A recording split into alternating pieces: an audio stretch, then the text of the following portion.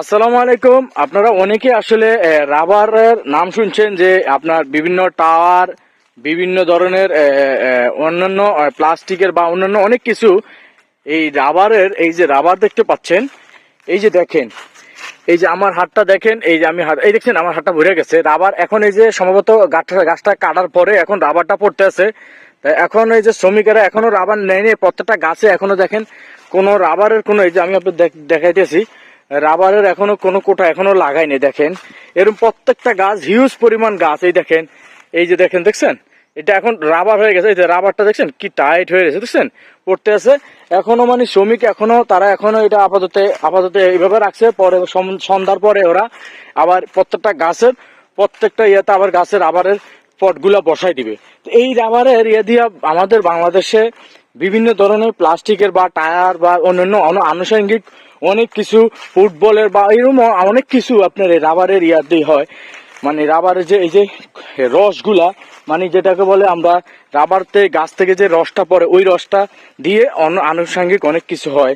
তো যাই হোক, আপনারা অনেকে আসলে চাইছিলেন যে আপনাদেরকে নিয়ে আমি একটা রাবার বাগানের একটা ভিডিও বানাইতাম। তা আমি চলে আসলাম রাবার বাগানে।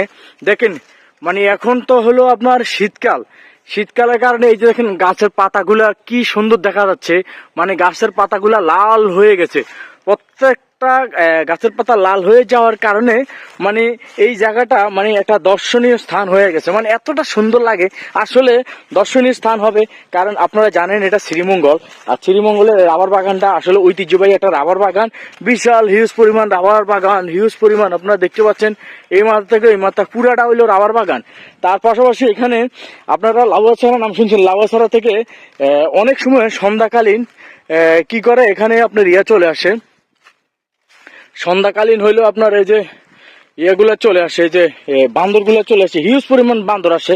তার মাঝে আমি আপনাদেরকে একটু দেখাবো রাবার বাগান। এই বাগানে আপনারা যখন আসবেন তখন আপনারা কিন্তু আরো সুন্দর একটা জিনিস উপভোগ করতে পারবেন। সেটা হলো তার পাশে হলো আপনি দেখেন এখানে আবার এই যে চা বাগান আছে। আপনি সুন্দর মতো এই চা বাগানের চা পাতাগুলা দেখতে পারবেন, এত সুন্দর, মানে আপনাদের বলে বুঝাইতে পারবো না। মানে আসলে আমরা যারা দূর প্রবাসে আছি বা দূর দেশে যারা আছি, অনেকে তারা আমাদের বাংলাদেশের যে ন্যাচারাল যে একটা সবুজ ভিউ, এই ভিউটা অনেকে মিস করেন।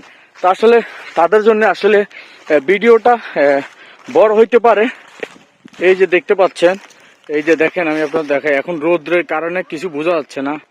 এই যে দেখেন এই পুরাটা, এই দেখেন এই মাথা থেকে এই মাথা একদম পুরা সব হলো সবুজে ভরা, সব চা বাগান, সব চা বাগান, চা বাগান আর চা বাগান। তার পাশাপাশি এই এই অপোজিটে হলো সব হলো রাবার বাগান, সব রাবার বাগান।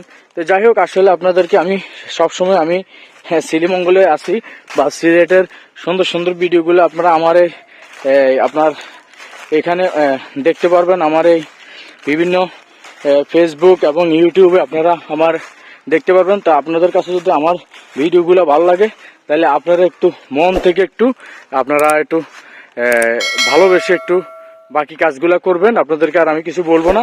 সবাই ভালো থাকেন, সুস্থ থাকেন, আল্লাহ হাফেজ।